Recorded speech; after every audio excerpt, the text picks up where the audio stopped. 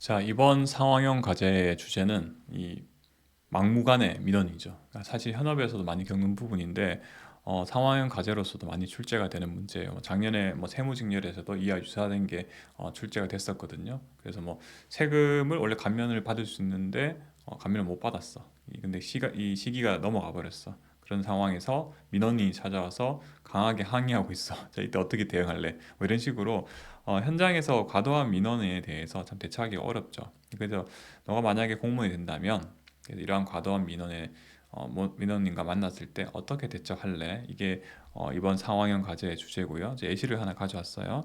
보시면 보조금을 받던 A 민간단체가 올해부터 보조금 지급 요건이 강화돼서 보조금 지급 대상에서 탈락을 해버린 거예요. 그 상황에서 이제 보조금이 굉장히 이제 거의 나의 목숨줄과 같은 이 단체 대표하고 회원들이 이제 담당자 찾아와가지고 이 기관장 나와라 뭐 이렇게 좋게 좋게 얘기 안 하겠죠. 자 와가지고 강력하게 요구를 하고 있어. 보조금 왜 못 받냐? 빨리 그 기관장 만나자. 당신은 어떻게 대처할 것인가 하는데 일단은 이 막무가내식 이 민원인은 현장에서 굉장히 많이 부딪히는 상황이고요. 과거 출제 기출 문제도 꽤 많을 거예요. 유사한 것들로. 자, 이 매뉴얼이 있어요. 근데 이 부분은 사실은 뭐 여러 가지 방법으로 쓸 수가 있지만 국민권익위원회에서 이 특별민원 처리 대응 매뉴얼이라는 걸 만들어놨어요. 그래서 거기 보면은 순서가 정해져 있어요. 어떻게 돼 있냐?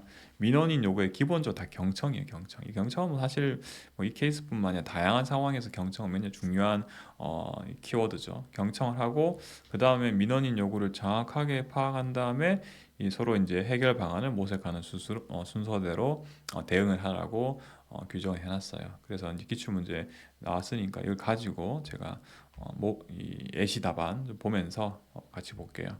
작성의 시 상황 정리는 간단하게 물론 이제 뭐 면접관들이 상황을 읽어주실 수도 있는데 내가 간단하게 적어놓으면 좋아요. 보조금 지급 요건이 강화돼서 제외됐다. 보조금 지급 대상에서 하지만 막무가내로 기간적 면담을 요구한 상황이다. 자, 나는 어떻게 대처할 것인가? 첫 번째, 경청 및 요구사항 파악이 있었죠. 그래서 A 단체가 항의 방문한 이유를 듣고 요구사항을 정확하게 파악하는 게 첫 번째 단계다. 그 다음, 해결 방안을 모색을 위한 협상인데 설명을 해줘야 돼. 기본적으로 잘 들은 다음에 왜 안 됐는지 상세하게 설명을 해줘야 되는 거예요. 그래서 보조금 지급 요건 규정이 강화 등 A 단체가 왜 제외됐는지를 상세하게 잘 알려줘야 된다. 그 다음 이제 단체 입장에서 그래 알겠어. 내가 규정 때문에 탈락한 건 알겠는데 그래도 나는 지금 보조금 못 받아서 힘들어지잖아. 그러니까 이렇게 하는 거죠. 보조금 위에 다른 지원 방법이 있는지를 검토하고 그 다음에 보조금 지급에서 제외된 단체가 어려움을 겪고 있잖아요. 결국은 물론 이제 이 규정을 바꾸는 거는 이 지방자치단체 내가 근무한다면 주로 이제 상위 뭐 중앙정부가 되겠죠. 아니면 뭐 이 국가공무원을 가시더라도 이 소속기관에 근무하시면은 본청에서 이런 걸 다 조정하거든요.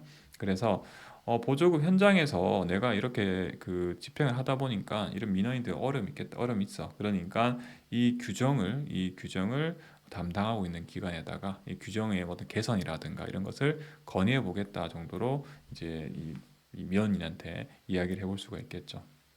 그게 두 번째 단계죠. 설명하고 그 다음에 다른 방법 없는지 이런 거다 검토해 보겠다고 약속하는 거죠. 이게 제가 뭐 임의로 그냥 뭐 케이스에 따라 맞춰 쓰는 게 아니고 케이스에 따라 달리 쓰는 게 아니라 공통적인 거예요. 민원이 들어오잖아요. 일단은 잘 듣고 그 다음에 이 왜 안 되는지에 대해서 상세히 설명하고 그리고 다른 방법 없는지 또 그 다음에 이 기존 제도를 어떻게 개선할 수 있는지까지도 다 포함을 하면 거의 대부분 케이스에 이런 걸 다 적용을 할 수가 있어요. 마지막으로 보조금 지급 여부 검토자는 담당자가 내가 담당자이기 때문에 기간적 면담도 실질적으로 해결책은 될 수 없다라고 설명을 드리는 거예요. 이게 이제 앞서 말씀드렸던 국민권익위원회에서였던 발간했던 매뉴얼이고 이 매뉴얼을 제가 살짝 조정을 해가지고 작성한 거예요.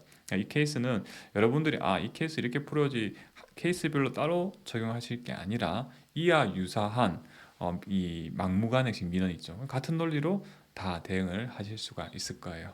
자, 이번 시간 또 수고하셨고요. 다음 시간에 뵙겠습니다. 네, 감사합니다.